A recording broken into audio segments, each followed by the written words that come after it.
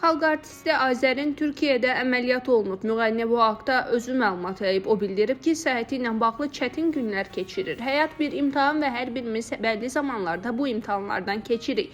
Yaşadığım ciddi sağlamlıq problemlərinə görə çətin ərəfədən keçdim. Əməliyyat olunma qərarı aldım. Bugün artıq yaxşıyam. Bu çətin günlərimdə yanımda olan, əlimdən tutan insanlara vəfa borcum var. Dostum Fulya Öztürkə təşəkkür edirəm. Məni bir an belə tək qoymadı.